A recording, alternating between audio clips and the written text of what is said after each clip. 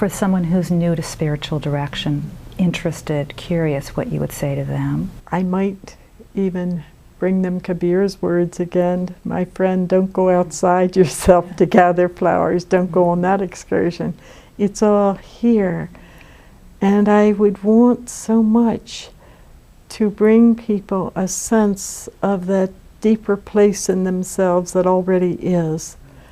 When somebody comes and says, I don't know what this is about, but I hear people talking about prayer and I don't know how to pray. I don't pray. I would want to stop them right there and say, could we just maybe look at what makes you stop and notice something around you, or has there been a moment recently when you just found yourself quieting down and for no reason you just felt bigger than yourself? And so the big thing that I would want them to know is that spiritual direction doesn't give them something. It helps them to recognize what's already there, and that process is much bigger than I as a director will ever get a grasp on, and that I'm there to support them in their seeing and give them ways to perhaps see and understand what's going on, but it's already going on, and it's not dependent upon our getting together. I'd like to ask you, how do you define spiritual direction? How can I define it? Let me count all the ways I've tried. I think for me, the simplest would be an act of prayer.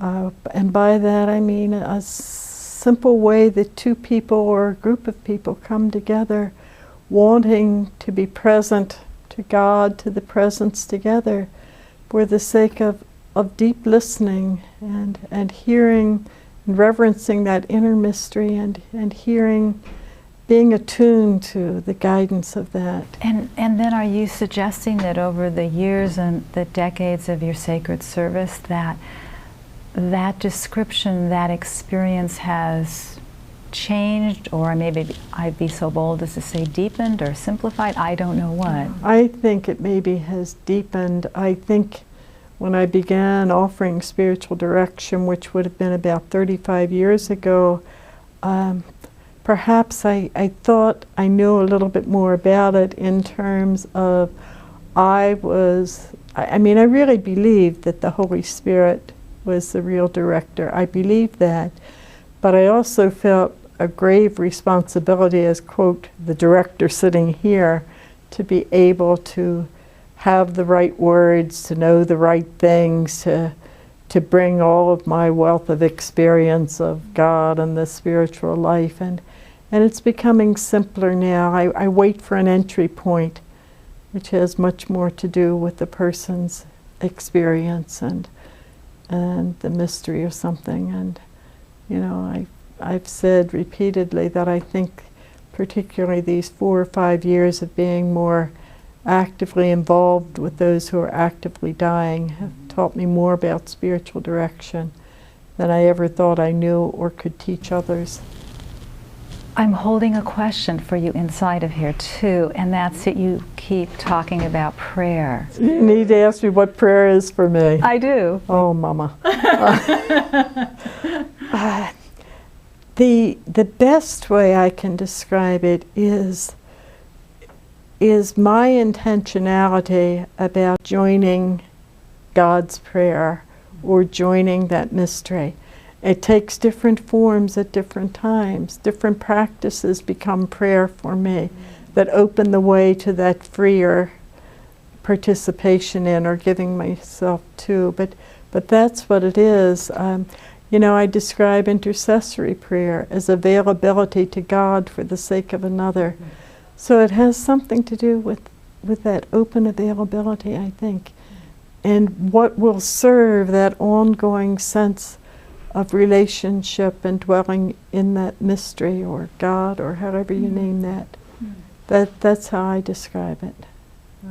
And so different things become the form of that at different times. You know, my Zen practice becomes is a real form of prayer for me. I know that many people listening know that you have formed group spiritual direction and the teaching around sharing collective wisdom and prayer and community in a way that heralds you. You're at the forefront of that. So I'm wondering if you could say something about the experience of individual spiritual direction and the experience of group spiritual direction. First of all, I believe that the atmosphere of one-to-one spiritual direction and group spiritual direction is very much the same, and I would name them both an act of prayer. You know, maybe the group spiritual direction is a more corporate prayer, and one-to-one, the two people being in prayer together.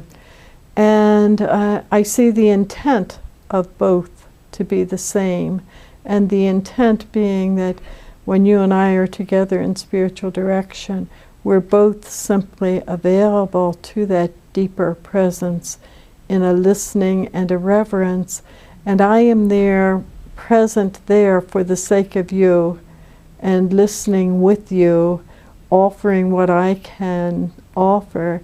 I love that African proverb, the reason why two antelopes walk together is so that one can blow the dust from the other's eyes. I love that too. And so I think that's what happens in spiritual direction, that I'm there for the sake of you, and so the attention is on you and your spiritual journey, while of course mine is just being enriched and broadened by what I'm hearing from you.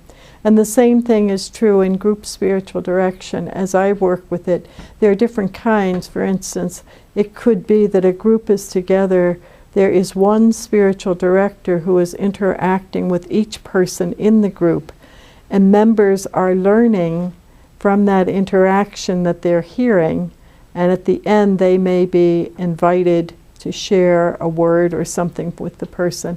That's particularly true, I think, or used to be in the Annotation 19, or the Retreat in Daily Life that was offered in the Ignatian model.